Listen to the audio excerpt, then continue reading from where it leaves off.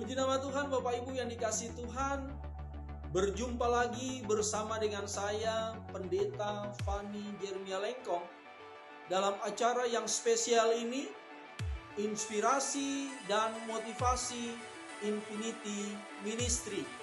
Puji Tuhan, di bulan yang luar biasa ini, di bulan September ini, Infinity Ministry mengangkat tema yang luar biasa, yaitu Komando Agung atau Amanat Agung.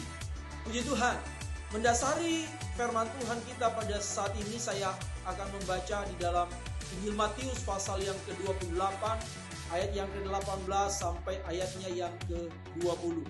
Demikian bunyinya. Yesus mendekati mereka dan berkata, "Kepadaku telah diberikan segala kuasa di sorga dan di bumi. Karena itu, pergilah, jadikanlah semua bangsa muridku. Baptislah mereka dalam nama Bapa dan Anak dan Roh Kudus. Dan ajarlah mereka melakukan segala sesuatu yang telah kuperintahkan kepadamu. Dan ketahuilah, aku menyertai kamu senantiasa sampai akhir zaman."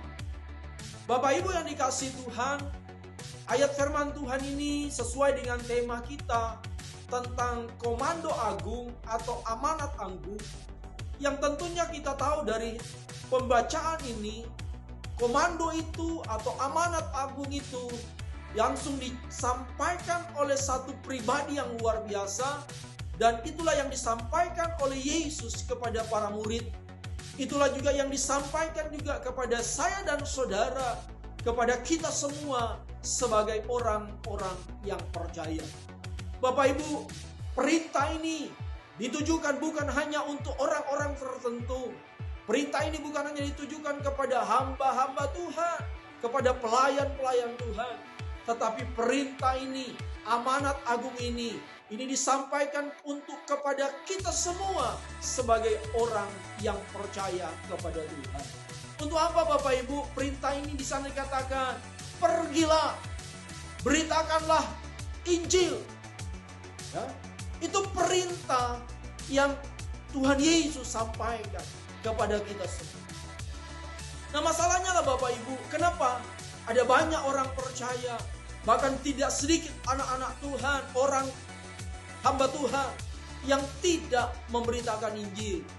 Salah satu kemungkinan besar mereka tidak mau memberitakan Injil karena kemungkinan besar ada ketakutan yang menghantui mereka, sehingga mereka tidak berani untuk menyampaikan Injil. Mereka tidak berani untuk bersaksi.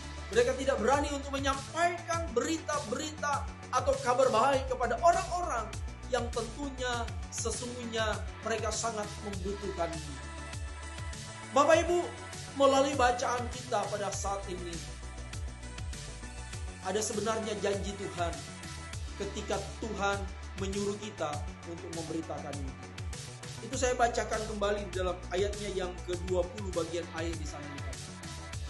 Dan ketahuilah, aku senantiasa menyertai kamu sampai akhir zaman.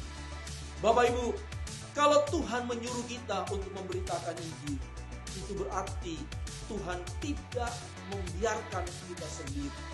Di sana dikatakan, aku memberikan sebuah jaminan. Jaminan apa? Jaminan penyertaan Tuhan.